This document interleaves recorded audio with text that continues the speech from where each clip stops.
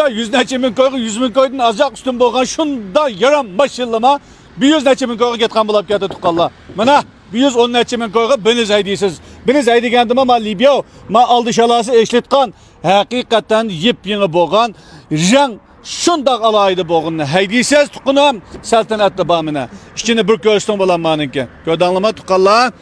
Vaqt münasibeti bilen tez göstü otay maşinden kancılak pakizlikini silip pınlınçıki yazıp tuğunu tuqqallamağa ama yesimge tatıp yollap tuğunla maşinin yurtuz kınoküsünü yurtup kalanla ama da bir jant bakıp kulun koşuluğa takıp koğaç kanlama maşinden. Maşinin ki işçinin rengi bilen teşinin rengi alaydı çıraylık boğan hakikaten pakizin maşinlimi mene bittal sıvıktan puluskı gep daldı.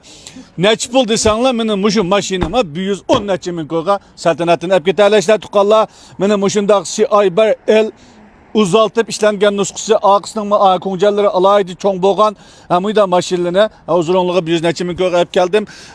Mümkün bolsa konanlı bir mümkün bolsa tuqqalla konanla xalasa bir yüreklerini besep yıldız kınoküsünü yürütüp kalanla. Meni kötü anlamam. Mavuş kimin o yettininki maşinimi 120 neçe min koygan bir tutmağanday bütün üstüğanda loğusu boşumağan şunda yaram tuğan maşinline 110 neçe min koygan 120 neçe min koygan kimin o yettininki nima saltanat maşincilikini hep gitarleşler.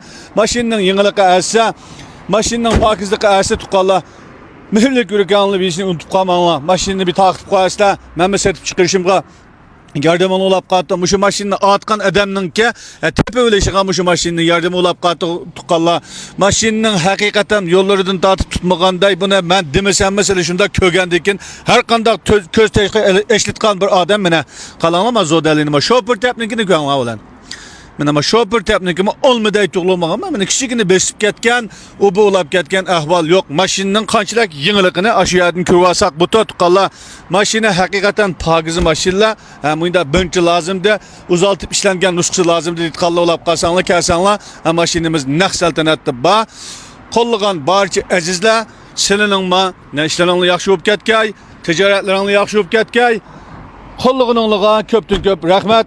Bosu kollap kanla tuqqalla maşina hakikaten yüzonlu tökmügüday çıraylık maşinlerini ekelep pakiz maşinlerini ekelep uzunluğu sunup tutmaz maşininin ki pakizlik derecesi hakikaten hem de her kandak bir adamın aziyto dep oylaytma. Bir kegelluğu hemmesi muyda pakizlik hem maşinin dep ketken buldu.